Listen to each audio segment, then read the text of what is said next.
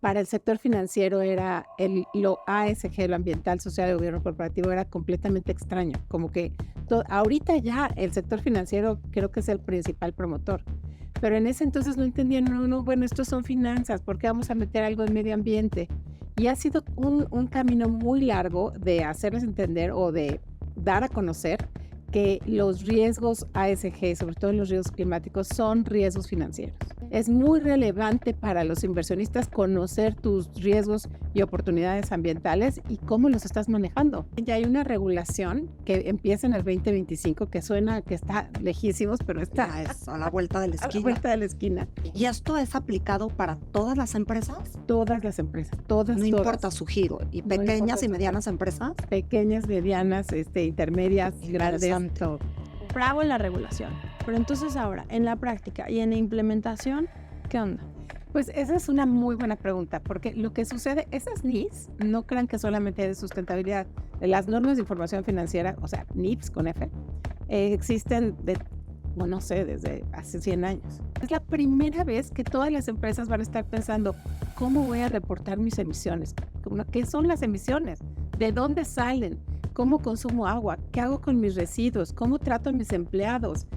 ¿Cómo es mi gobernanza? Es la primera vez que se lo van a preguntar. Quien esté al mando, normalmente en las pequeñas y medianas empresas es un director general, esté convencido de que esto se tiene que hacer. Porque una vez que la cabeza está convencida, el cuerpo lo sigue, ¿no? Este podcast ha sido creado por Tolerancia Activa en colaboración con Mundo Ejecutivo. Hola a todos, les doy la bienvenida a Speak ESG, podcast dedicado a la sostenibilidad y sus retos en las empresas y el gobierno con las top voces de México. Y pues bueno, el día de hoy vamos a comenzar con una noticia porque el pasado 17 de septiembre tuvo lugar el evento de Finanzas Sostenibles 2024 y en esta edición nos enteramos que en estos últimos 6 meses México ha avanzado muchísimo en su compromiso hacia las metas de net zero para el 2050, con distintas iniciativas como la de su colaboración con el USAID para ayudar a sus 5 principales ciudades a invertir en eficiencia energética y así reducir las emisiones y mejorar la infraestructura de transporte, además que movilizarán 550 millones en financiamiento verde. Creo que es una gran noticia para nuestro país y pues Es bueno comenzar el día con algo positivo, ¿no? Sí. El día de hoy recibimos a Luisa Montes, directora de Ecovalores, especialista en finanzas sustentables, inversión responsable, información y análisis ESG o ASG. Fue CSO para el grupo Cencor y es asesora de la Bolsa Institucional de Valores para el desarrollo de su mercado de carbono.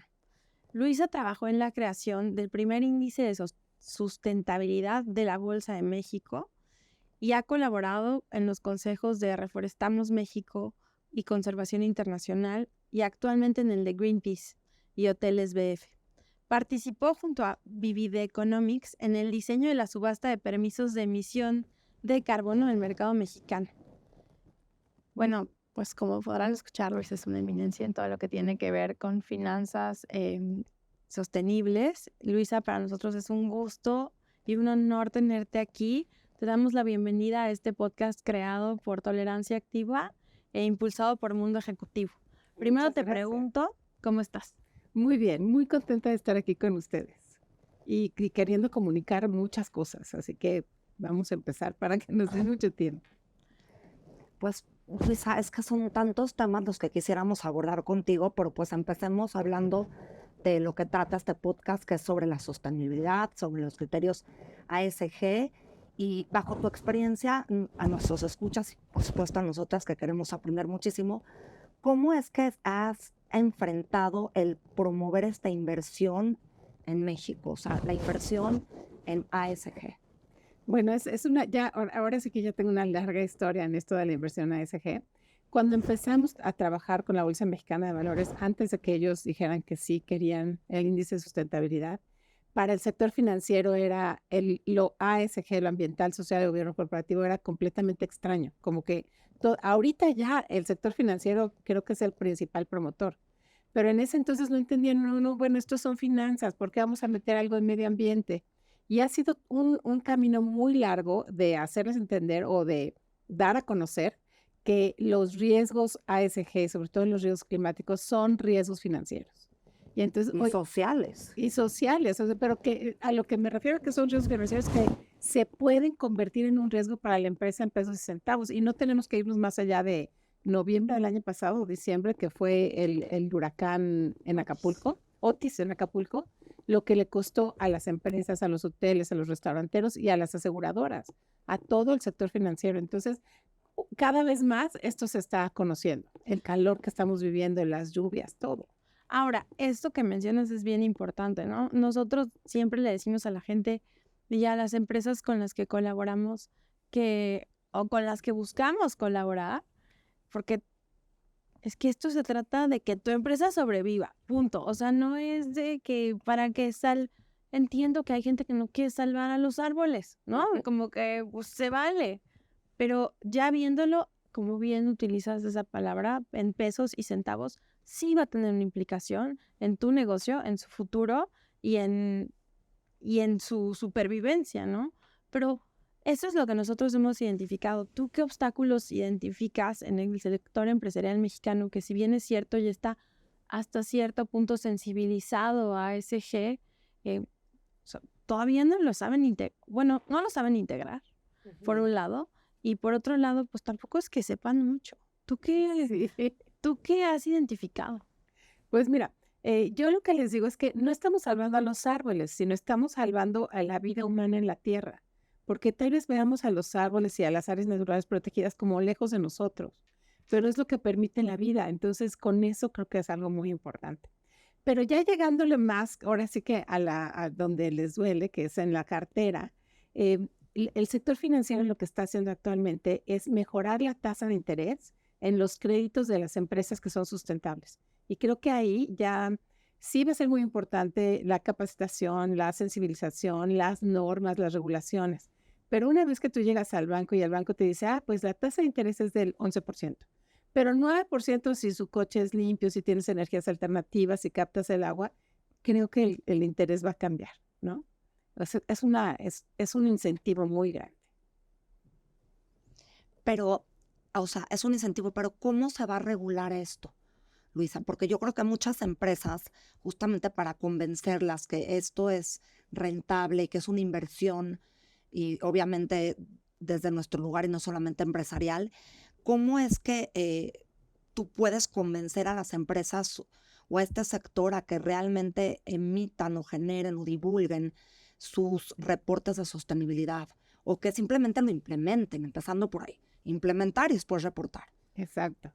Bueno, pues hay varios, bueno, los economistas le decimos el garrote y la zanahoria, ¿no? The stick and the carrot, ¿no? El garrote, pues es la regulación, como tú dices, a fuerza lo tienes que hacer y si no, pues hay una consecuencia. Eso todavía no lo tenemos en México. En algunos países de Sudamérica, creo que Chile ya tiene una regulación en donde ya tienen que reportar las empresas. Hoy en día, digamos que la única regulación que es una regulación bastante voluntaria, bastante sencilla, es que las bolsas le piden a las empresas que están en bolsa que hagan su reporte de sustentabilidad. ¿Por qué? Porque para los inversionistas es material. No sé si han hablado de esta palabra material, que significa relevante. Sí. Es muy relevante para los inversionistas conocer tus riesgos y oportunidades ambientales y cómo los estás manejando para ver si tus riesgos están bien manejados y si invierto en ti o no. Entonces ya por lo menos las empresas públicas para allá van. Pero también ya hay una regulación que empieza en el 2025, que suena que está lejísimos, pero está es a la vuelta de la esquina. A la vuelta de la esquina, en donde ya todas las empresas estén o no estén en bolsa, junto con sus estados financieros, van a tener que reportar 30 IPSOS, ¿no? Indicadores básicos de sostenibilidad. ¿Hablas de lo que estableció la CINIF?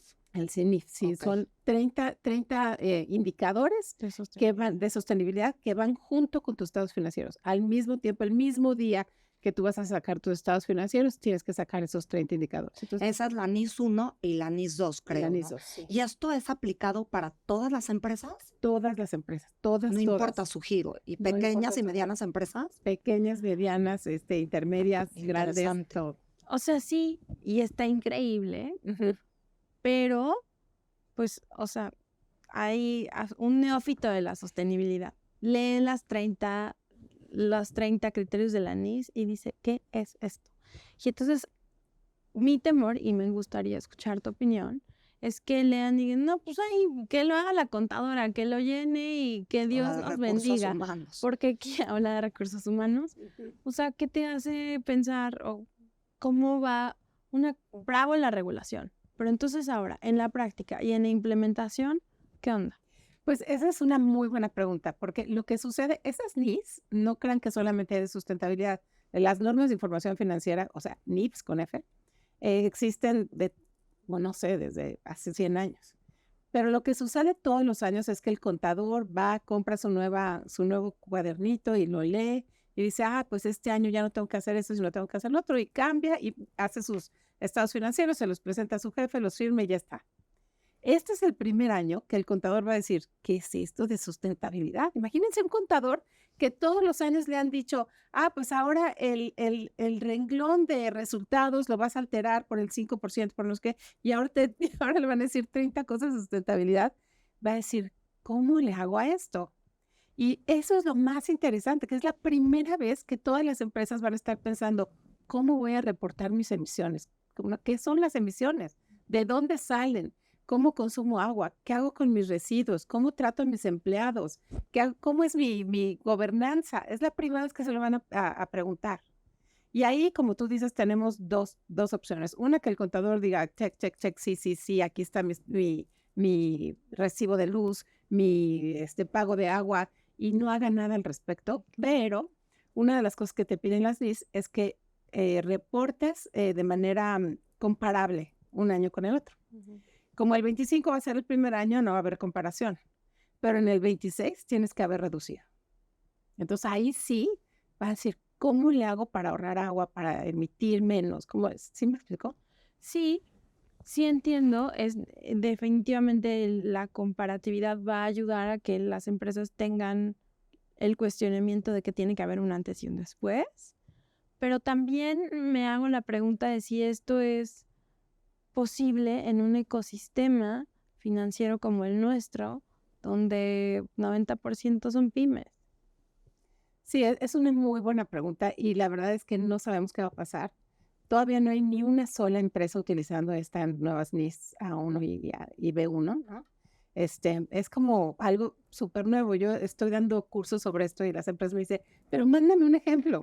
Digo, pues es que no hay ejemplos, es la primera vez que lo vamos a hacer.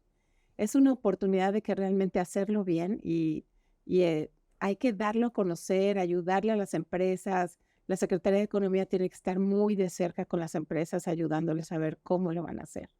Porque si no... Y de aquí se desprende la pregunta de los incentivos de los que hablabas, de por ejemplo las tasas preferenciales, etcétera, a la hora de que quieras, más bien que tú quieras divulgar que tienes esta responsabilidad. ¿Cuáles son estos incentivos que tú, bajo tu perspectiva, crees que debería de dar tanto el sector financiero o el sector gubernamental? Bueno, el sector financiero, con que te mejore la tasa o te abra nuevos créditos para hacer todo esto. Por ejemplo, las empresas van a tener que ahorrar agua, reducir sus emisiones, ver qué hacen con sus residuos. Todo eso, si pudieran abrir líneas de crédito para todo eso, sería buenísimo, ¿no? Que no todos los bancos lo tienen. Sí. Y el sector gubernamental lo que tiene son algunos incentivos fiscales, ¿no? De que puedas deducir rápidamente estas inversiones, y no se dan en todos lados, ¿no? De hecho, estamos un poquito al revés. No sé si ya han visto que tenemos 7, 8 estados que ya tienen un impuesto al carbono. Entonces, ahí ya hay otra regulación que es un incentivo donde se van a mover para pagar menos. Creo que ahí estos estados están muy bien. Lo que está muy extraño es que no están armonizados, sino que cada estado ha calculado el precio del carbono de acuerdo a diferentes cuestiones, pero es un reto para este gobierno que entra o armonizar o ayudar a que las empresas entiendan por qué en Querétaro es más caro que en Guanajuato, ¿no? Exactamente. ¿Qué tal que hacer un incentivo de moverse de Querétaro a Guanajuato? Eso es muy importante. Y ahí también, hablando de este sexenio, o sea, tenemos a una doctora en medio ambiente que ya estuvo, o sea, que ya, bueno, esta fecha fatídica, ¿no? Del 2030, que está a la vuelta de la esquina y que no logramos disminuir, ¿no? em, que está, ya se me olvidó cómo se llamaba. Bueno, no se me olvidó, lo tengo en la punta de la lengua, pero no lo puedo. Que está este comité que decía, si si en el 2030 no se da la vuelta, nos vamos a estrellar contra una pared, ¿no?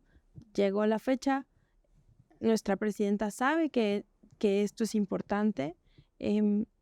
¿Tú cómo lo ves? Tú que has estado en la política pública, que sabes que conoces su bagaje, cuál es tu visión sobre esto? Pues mira, justo ahorita que decías lo que se dijo sobre las ciudades que van llegando al net zero, nosotros hemos ayudado a varios bancos a su estrategia de llegar al net zero, ¿no? Entonces los bancos lo que hacen es observar su portafolio y ver dónde están sus créditos invertidos, ¿no? Y ver qué tanto ellos están financiando el carbono y cómo pueden dejar de financiarlo. Y hemos hecho esto por los últimos 4 años y es un trabajo muy intenso con los bancos en donde dicen, bueno, pero ¿yo cómo le voy a ir a decir a mi cliente que tiene que, o sea, si se fijan que estamos metiendo al banco en unos temas que no son usualmente sus temas. Imagínense a un promotor de crédito que ahora tiene que hablar de carbono. Entonces, bueno, creo que por el sector financiero, por ahí tenemos un camino muy bueno. Pero no quiero yo ser muy pesimista, pero la inteligencia artificial es súper consumidora de energía. Sí. Entonces, este fin de semana justamente estuve viendo un programa de que Microsoft ya decidió que se va a meter en energía nuclear. O sea, no puede con energía limpia satisfacer la demanda de inteligencia artificial. Entonces, yo no sabía si deprimirme o tirarme debajo de la mesa porque pues la energía nuclear, a pesar de que puede ser considerada una energía limpia, es muy riesgosa. ¿Y qué vamos a hacer con los residuos? Claro que Microsoft decía que este es otro, o sea, que esto es nuclear y además lo va a hacer en Mile Island, que es, ¿se acuerdan? Que fue uno de los primeros problemas ambientales que empezó el movimiento ambiental. Entonces estamos dando como la vuelta. Sí, regresamos al back to square one. Pero sí, no sé, tenemos que ser súper inventivos, tener una nueva solución, pero si las energías limpias, lo que es solar y eólico, no nos van a dar todavía con esta tecnología para la inteligencia artificial, porque cada consulta que haces, creo que son, no sé, cuántas veces más que una consulta en Google. Sí, hicieron alguna vez la métrica y era como un viaje en avión. O sea, sí, o sea, todo lo que hemos dejado de comer de carne, dejar de viajar en avión, cambiar de coche no sirve de nada si haces consultas de inteligencia artificial. Bueno, pero regresemos a lo que sí podemos hacer y hablemos un poco más de cómo podemos, bajo tu experiencia, sobre todo que nos des algún caso como exitoso en donde estas pequeñas y medianas empresas han implementado estos criterios ambientales, sociales y de gobernanza. Más bien que nos explicas cómo le hacen, o sea, por dónde empiezan, qué es lo que tienen que hacer, porque como bien tú lo decías al principio de este podcast, no saben ni lo que es bien sostenibilidad. Entonces van a llegar estos reportes de sostenibilidad y van a decir, ¿qué es esto? ¿Qué es huella de carbón? ¿Cómo yo impacto a mi gente, a mis colegas? ¿Cómo le podrían hacer, Luisa? ¿Por dónde empezamos? Ahora sí que la receta número 1. O sea, el paso número 1 es que el director general o el comité, lo que sea la gobernanza, ¿no? Quien esté al mando, normalmente en las pequeñas y medianas empresas es un director general, esté convencido de que esto se tiene que hacer. Porque una vez que la cabeza está convencida, el cuerpo lo sigue, ¿no? Entonces, si tú dices, bueno, vamos a hacer una empresa más sustentable porque ya no nos está pidiendo, porque el mundo nos lo está pidiendo, por allá vamos. Ahora, ¿quiénes son mis ejemplos? Pues mis ejemplos son las empresas B, que no sé si, o seguramente ya han hablado mucho de las empresas B, donde un grupo ya sea de personas ponen una empresa o una persona dice, bueno, la solución a este problema la quiero llevar a cabo a través de una empresa. Y entonces analizan todo, o sea, Sistema B analiza todo el desempeño ambiental, social y de gobierno corporativo y cada vez que tú vas metiendo un dato para hacerte empresa B, te dice, bueno, estás aquí, pero podrías estar acá. Y te pone un ejemplo de una empresa de tu sector que lo hizo mejor. Entonces te va llevando de la mano. Pero las NIS, las normas de información de sostenibilidad, las NIS, también te llevan de la mano. Si lees hasta las notas, te van diciendo, bueno, pues analiza tu reporte, ¿cómo se llama? Recibo de luz. Analizas en el recibo de luz en qué estás gastando. Puedes reducir desde los focos, o sea, apagar, tener estos que cuando te sales se apague, ¿no? Sí, desde que Muchas no dejan cosas. en las empresas las computadoras todo el tiempo prendidas. O Las sea, luces, todo eso. Por ejemplo, cada vez que mandamos un correo, no mandarlo con todo lo que venía atrás. Hay muchas cosas que podemos hacer si tenemos conciencia, ¿no? entonces, lo que tú sugieres es que el primer paso es que se eduquen, segundo, que lean a lo mejor estos 30 criterios y que los empiecen a implementar. Y después, ¿cómo hacen ellas el reporte? ¿A quién recurren? ¿Qué hacen? Bueno, pues la propia norma tiene al final unos cuadros muy sencillos donde te dice, y lo pones aquí en el renglón número tal, lo vas a poner, o sea, sí te lleva de la mano. ¿Ok? Pero si de todos modos lo ven muy complicado, creo que hay muchos consultores hoy en día que están súper ya capacitados para ayudar a las empresas. También las confederaciones están haciendo cursos. Hay muchísimos recursos de capacitación para hacerlo. Y además yo creo que nadie espera que en el primer año esto salga bien. O sea, si alguien espera que tu primer reporte va a salir bien, está mal. Hasta las empresas grandes que están en bolsa, que van a empezar con el IFRS, yo creo que tienen que empezar por decir, este es mi primer reporte y vamos a hacer todo lo posible. Y pasó con el TCFD, que durante muchos años empezaron las empresas, no sé, desde el 2000, ¿qué habrá salido? 17, empezaron a hacer el reporte y eran malísimos esos reportes. Entendibles. ¿Y cómo fue? Inentendibles. ¿Y cómo fueron mejorando? Un poco ayudándose unas empresas a otro, entrecopiando una empresa. Y vean hoy el reporte de Banorte, por ejemplo, es un ejemplo de que ya analicen el TCFD, cómo está su cartera, cuántos pesos y centavos está financiando de petróleo, de gas, de infraestructura, cómo le va a hacer para salirse de los sectores que están muy contaminantes o hacer que contaminen menos. O sea, ha sido un camino que ya llevan las empresas pues con errores y aciertos. No hay de otra. Y hablabas de las empresas B, y ahorita están estas normas, o sea, pareciera que hay como distintos rubros para medir qué sostenible eres, ¿no? Qué tan sostenible es uno. Y bueno, pues haciendo eco al ASG, ¿no? Que es lo que un poco las iniciativas que dieron origen a estas conversaciones. ¿Dónde se inscriben los criterios ASG dentro de todo este contexto? Bueno, las normas se basaron en el desarrollo de todo lo que son la información ASG, ¿no? Y tomaron estos 30 ISO, son como las primeras cosas que tú tienes que estar reportando. Y se basaron en lo que salió de la OCDE, lo que ha hecho la ONU, lo que han hecho diferentes grupos de trabajo de la ONU para poder tener como unos solos indicadores. Creo que por ahí va, ¿no? Y tienes la parte ambiental, la parte social que tiene que ver mucho con los trabajadores y la comunidad, y la parte de gobierno corporativo, que es muy importante, cómo la empresa es gobernada o administrada. Creo que por ahí va y no está tan complicado.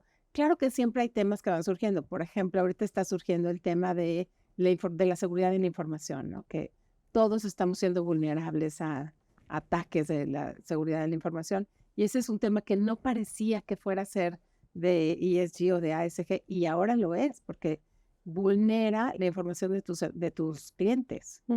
Entonces, hay muchos temas que van surgiendo cada vez más. Entonces, ¿tú crees que, o sea, qué onda, cómo se empata todo esto con el reporteo ASG? Que por supuesto no hay una métrica, ¿no? Pero sí, o sea, si tú le dirías a las empresas que hacen su reporte de sostenibilidad con base en las NIS, que ya, o sea, ya cumplieron un caminito para poder en algún momento llegar a las métricas internacionales, GRI, SAPS, o todavía les falta mucho, ¿es necesario o no es necesario? Sí, las NIS las van a llevar de la mano hacia el reporte, porque las NIS se basaron también en el IFRS, que es un esfuerzo internacional de juntar todo esto que acabas de decir, el SASB, el TCFD, el reporte integrado, todo en un solo marco de reporte. Entonces, y en eso se basaron las NIS, o sea, como que sí se está tratando de armonizar muchísimo y de simplificar para la empresa, decir, bueno, mira, lo que tienes que hacer es, paso número 1, ve tu recibo de luz, analiza el recibo de luz, ve cómo, es más, en el propio recibo de luz, y todos lo hemos visto, vienen las barras de qué tanto consumiste este mes con respecto al mes pasado. Y fíjense en estos meses de abril y mayo que la gente se dio al aire acondicionado, ¿cómo lo hicieron, no? O sea, subió la demanda impresionante. Que hasta se iba la luz. Se iba la luz porque no hemos invertido en este sexenio en suficiente generación de electricidad. Este sexenio nos hemos atrasado muchísimo y la demanda sigue subiendo igual y la oferta no. Pero bueno, esperemos que se arregle eso. Yo veo todavía un reto a largo plazo que esperemos que gracias a estas iniciativas como tú con Ecovalores, nosotros como Tolerancia Activa, todavía tienen las pequeñas y medianas empresas porque durante el camino nos hemos enfrentado, y de aquí se deriva la otra pregunta para ti, Luisa, en que sienten que no tienen los recursos como estas grandes empresas para poder invertir en sostenibilidad. ¿Cuáles son estos, o más bien qué estrategias tú les recomendarías a estas empresas para poder adoptar estas mejorías de transparencia, esta divulgación en sus prácticas sostenibles, o más bien empezar a implementar? Pues fíjate que me remito, cuando estuve en Semarnat, hicimos un estudio con la APEC, que son los 18 países de la APEC que participaron, en pequeñas y medianas empresas de todavía ni siquiera se llamaba ESG, se llamaba ecoeficiencia, de todos los cambios ecoeficientes que puedan hacer las empresas. Y encontramos algo muy interesante. 30% de los cambios que hacen las empresas casi no tienen costos y te ahorran inmediatamente en el primer año.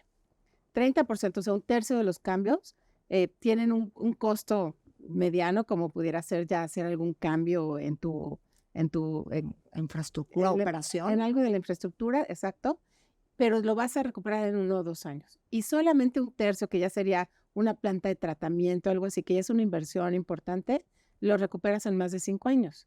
O sea, toda esta inversión que también son ahorros. Y rentables. Y son rentables. Entonces, si lo ves por ese lado, le conviene a la empresa tener estos ahorros que los va a tener a largo plazo. Hacerse más eficiente es reducir el uso de recursos. De hecho, desperdiciar recursos y hacer basura es ineficiencia. No nos debería de sobrar nada, ¿no? Totalmente, pero también entran en juego otras cosas, ¿no? Como de más en más se nos hace creer, en el sistema se nos hace creer que nos hacen falta más cosas y que nos tienen que sobrar como indicador de que estamos haciendo las cosas bien. Y por ese lado también me gustaría, pues al final sí es una competencia esto de la sostenibilidad, ¿no? Una de las cosas que decimos Jessica y yo es que queremos que estas conversaciones salgan del nicho de expertos, que por supuesto hay expertos como tú que tienen que estar en la mesa, ¿no? Pero como que se vuelve algo de expertos, de nicho, y entonces al ser de nicho, pues hay gente que ni se quiere acercar porque no me compete ni me incumbe. Pero ¿cómo pueden hacer las empresas pequeñas y medianas para competir en términos de sostenibilidad, para ser competentes, punto? Pues yo creo que hay muchos recursos. No sé, la Secretaría de Economía en el pasado hacía cursos muy, muy seguido. La CONCAMIN, la CANACINTRA, el CESPEDES, que es del Consejo Coordinador Empresarial. Yo creo que si se acercan a sus gremios, va a haber ahí recursos. Luego, en YouTube hay cursos muy, muy sencillos y gratuitos también. Hay ahorita que dijiste del consumo de cosas, hay uno que se llama The Story of Stuff, o La historia de las cosas, que te explica que cuando empezamos con esta carrera de superconsumo, también empezamos a reducir nuestra felicidad. O sea que las cosas no nos hacen felices y más bien estamos destruyendo a la tierra. Entonces creo que hay muchos, muchos recursos allá afuera que pueden ser, y hasta gratuitos. La ONU tiene muchísimos cursos de estos gratuitos. Pues qué bueno a nuestros escuchas que les dices esto, porque es la pregunta ahora sí que del 2000 que nos hacen casi todas las pequeñas y medianas empresas que muchas veces nos dicen, pues es que yo no puedo porque yo estoy en el día a día de poder sobrevivir y sacar cómo le voy a pagar a mis empleados que tener que invertir en cursos y esto, pero pues definitivamente sí tiene que pensar siendo algo voluntario.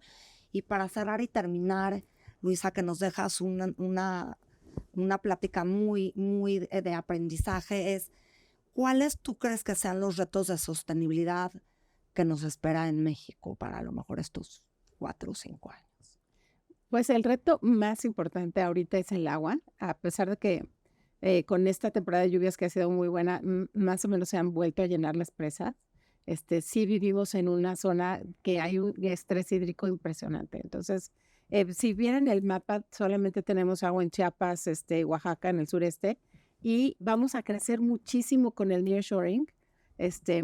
Cuando hablamos de nearshoring, a veces le digo a la gente, pues nada más hay que ir a Querétaro, a San Luis Potosí, a Monterrey en camión y ves las líneas y líneas, así colas de trailers.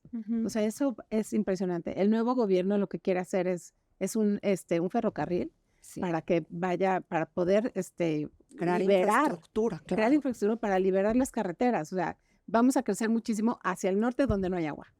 Entonces, creo que ahí ese es un gran reto.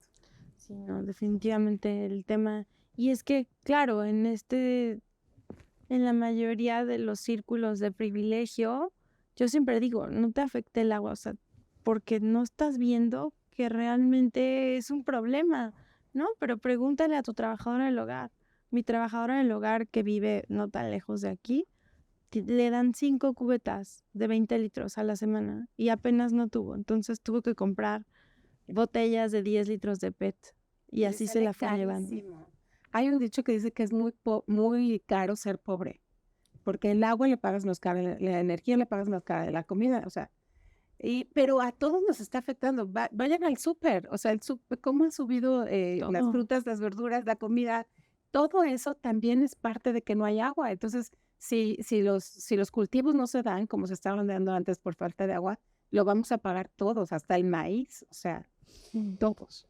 Y algo muy importante, Luisa, y sobre todo viniendo desde tu nicho y desde tu experiencia ahora que están tocando este tema del agua, es pues que nos ayudaras un poquito por medio de este podcast a ahora sí que animar a los empresarios a que en verdad también intervengan en esta responsabilidad que no nada más la tiene el gobierno y la sociedad civil, sino que yo creo que en conjunto.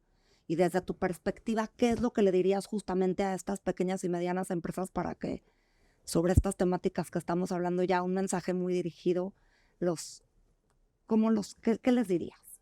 Pues yo lo que les digo a las pequeñas y medianas empresas es lo mismo que les digo a mis alumnos, que está en nuestras manos, ¿no? O sea, el decir, no, es que el gobierno es el que lo tiene que hacer, la empresa lo tiene que hacer, o las grandes empresas lo tienen que hacer, lo tenemos que hacer todo, ¿no? O sea, el 80% del agua lo utiliza en la agricultura, entonces está en manos de todos que esa agricultura sea más eficiente, ¿no? Que no tiremos el agua tanto en nuestras casas como en la agricultura. No está tan lejos de nosotros.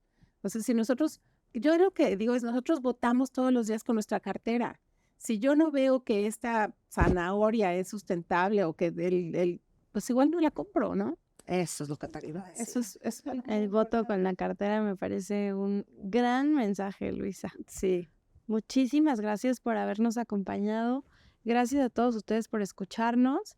Nos seguimos viendo por este canal. Les recuerdo que Speaky ESG Podcast está disponible en Apple, Spotify y YouTube. Gracias. Nos vemos a la próxima.